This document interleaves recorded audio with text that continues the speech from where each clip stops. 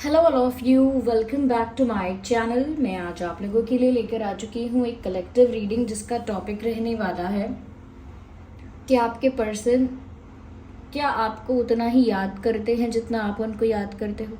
Do they miss you the way you miss them? क्या वो आपको वैसे ही मिस करते हैं जैसे आप उन्हें मिस करते हैं? तो व्यूअर्स, ये जो टॉपिक है ये सिर्फ लव इंटरेस्ट के लिए एप्लीकेबल है। आप किसी ऐसे इंसान के लिए ये रीडिंग देख सकते हैं जो आपके पार्टनर हैं, एक्स हैं या क्रश हैं, लेकिन वो क्रश ऐसे होने चाहिए जिनको आपकी एग्जिस्टेंस के बारे में पता है। ये कोई ऐसा सेलिब्रिटी क्रश नहीं चलेगा, ठीक है? कई लोग सोचते हैं ना कि क्रश के लिए रीडिंग देख रहे हैं तो क्रश तो कोई भी हो सकता है, तो नहीं, कोई ऐसा क्रश ही जिसे आपके एग्जिस्टेंस के बारे में पता है, एटलीस्ट जिसे आपका नाम पता है। ओके, चलिए स्टार्ट करते हैं। देखते हैं कि जिनके बारे में आप सोच रहे हैं क्या वो आपको याद करते हैं। Do they miss you? Do they talk about you? तो चलिए देखते हैं।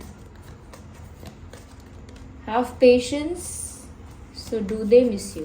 वेल, अभी तक हमारे पास जो आंसर्स हैं they are positive. We have 8 of cups, nice. We have then the devil, interesting. So the entrance of devil is very interesting. ये डेविल कार्ड का आना काफी इंटरेस्टिंग रहा। आगे और देखते हैं।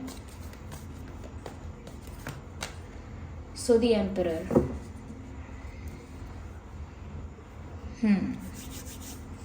सबसे पहले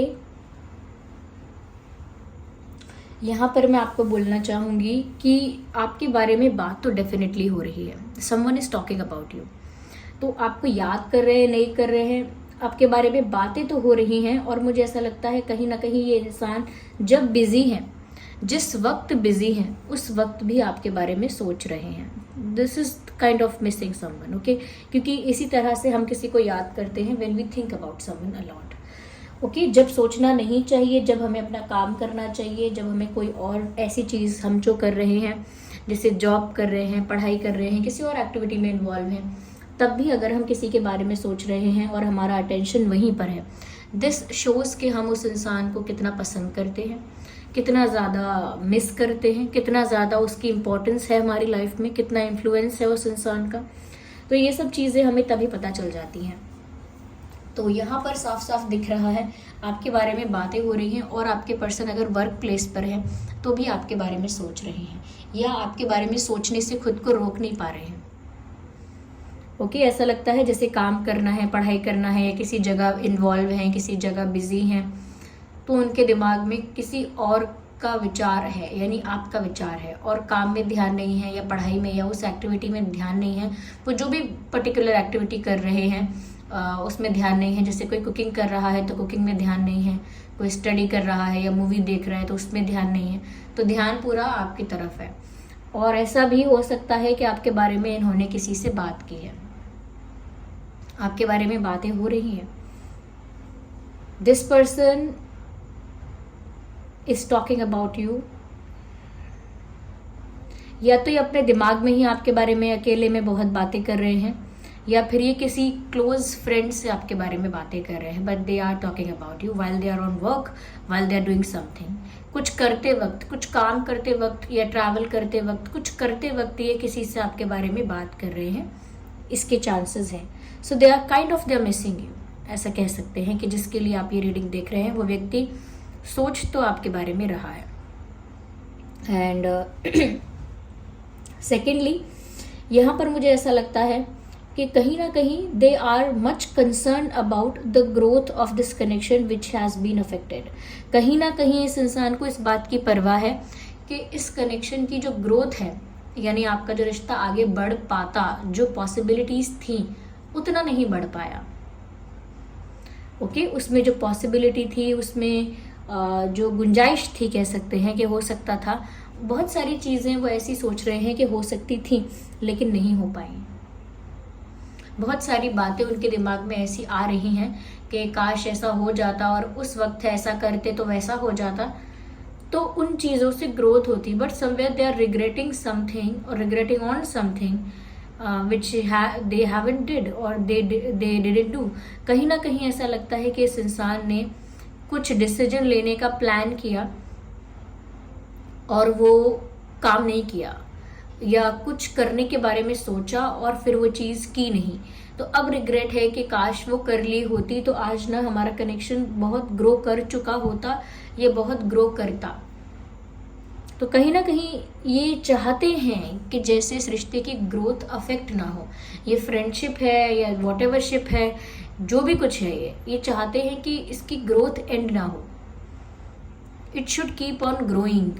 बॉन्ड जो है वो डीप होते जाना चाहिए, रिश्ता जो है वो गहरा होता रहना चाहिए, आप लोगों के बीच जो कनेक्शन है वो इंटेंस होते रहना चाहिए।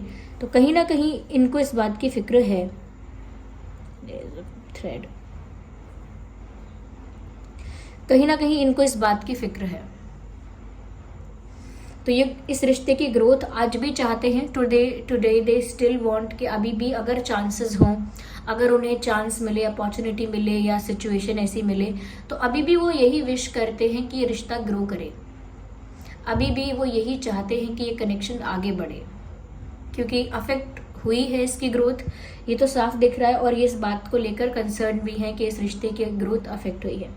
साथ ही साथ व्यूअर्स, आप तो यहाँ पर काफी पहले जा चुके हैं या इसीलिए इस कनेक्शन की ग्रोथ रुक गई है।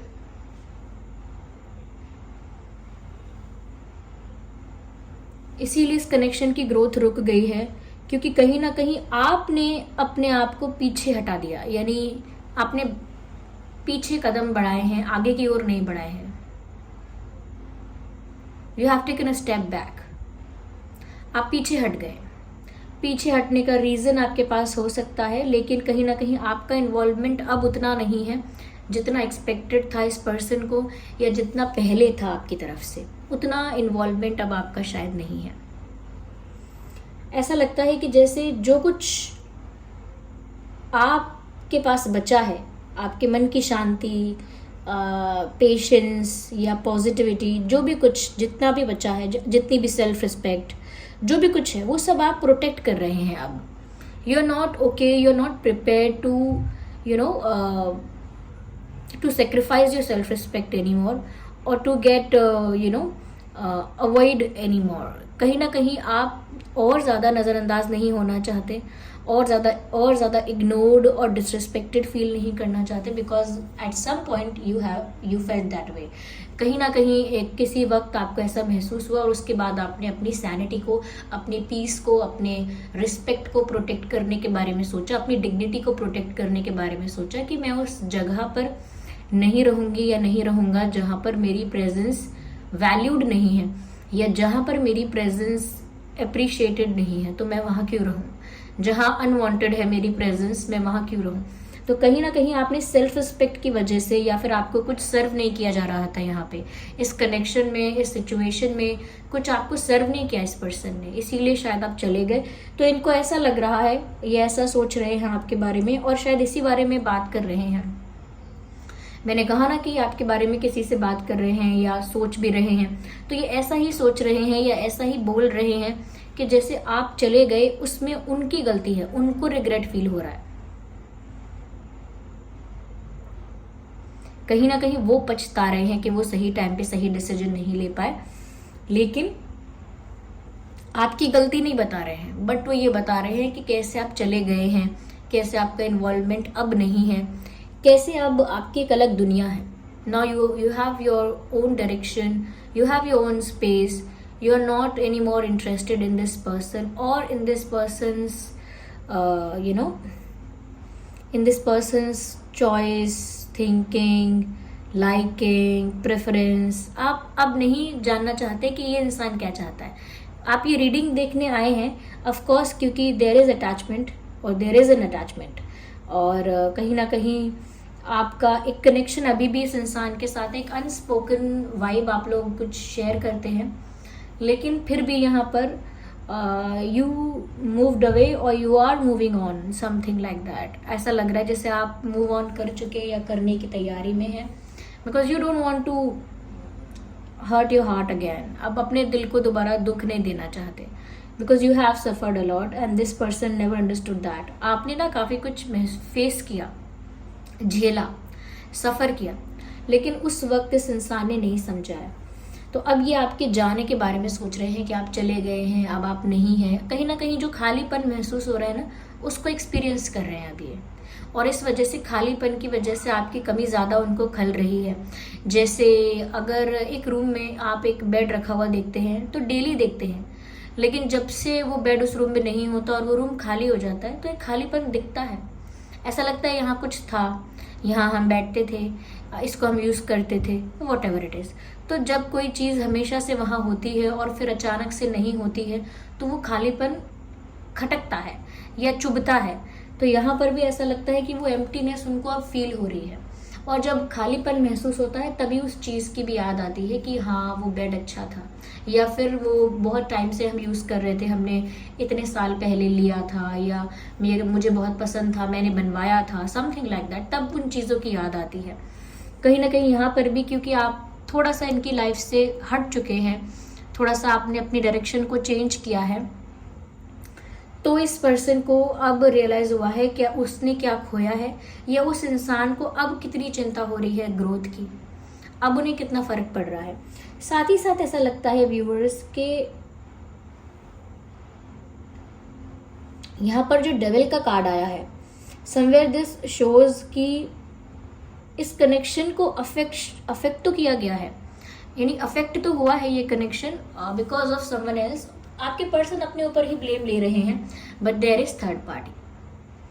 वो हाँ करे ना करे, एक्सेप्ट करे, रिकॉग्नाइज करें या ना करें इस चीज़ को, इस फैक्ट को, there is third party affect. चाहे आप दोनों को ही ना पता हो, क्योंकि एक नेगेटिविटी होती है वो, तो नेगेटिविटी हो सकती है यहाँ पे, कोई पर्सन हो ज़रूरी नहीं है, किसी की नेगेटिव एनर्जी यहाँ पर हो सकती है। जैसे ब्लैक मैजिक होता है, नेगेटिव अफर्मेशन होती है। आई एम नॉट सेइंग कि ऐसा ही है, लेकिन एक जेलिसी की जो वाइब है, एक हेट्रेड की जो वाइब है, एक एनर्जी है, वो भी इतनी नेगेटिव है, इतनी हैवी एनर्जी है कि वो एक कनेक्शन को जैसे नज़र लगाती है, जैसे अफेक्ट होता है, फिर उससे असर पड़ता है।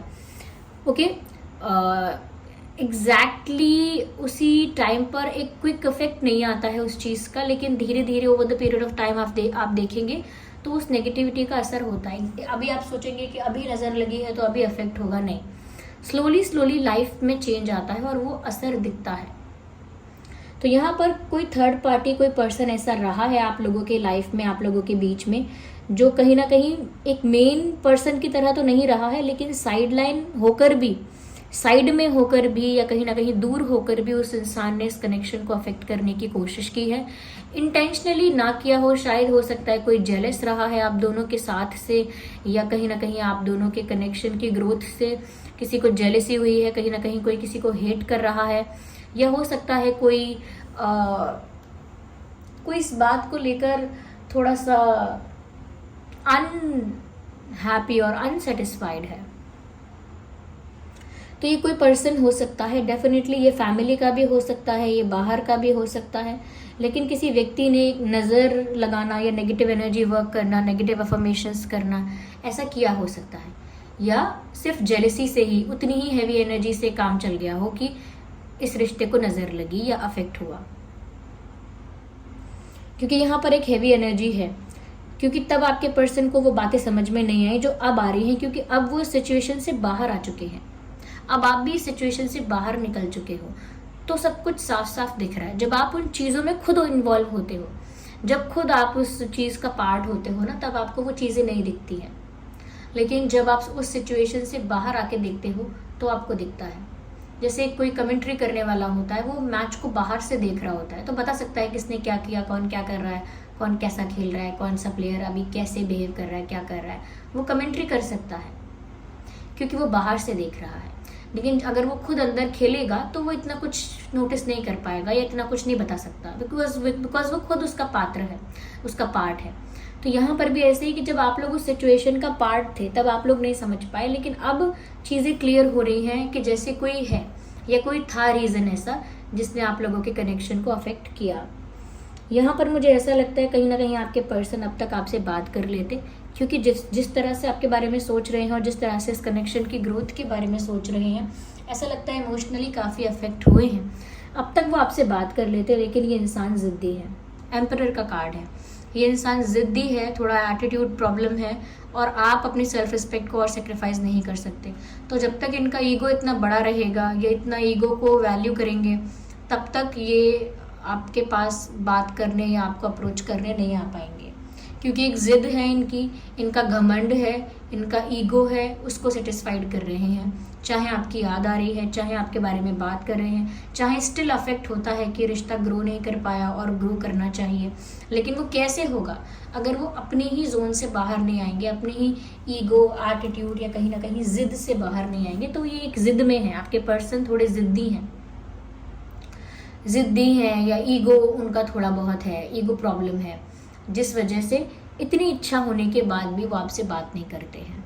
तो कुछ नेगेटिविटी का असर कह लीजिए इस बात को, या कहीं ना कहीं उनके खुद के अंदर की जो नेगेटिविटी है कि वो ईगो को बूस्ट रखते हैं, अपने ईगो को ज़्यादा पैम्पर करते हैं अपने, या कहीं ना कहीं अपने एटीट्यूड को इस तरह का रखते हैं। तो वो खुद का प्रॉब्लम भी हो सकता है, ये भी है। लेकिन यहाँ पर ऐसा लगता तो है कि आपके बारे में चर्चा हो रही है, आपके बारे में बात हो रही है, आपको मेंशन किया जा रहा है।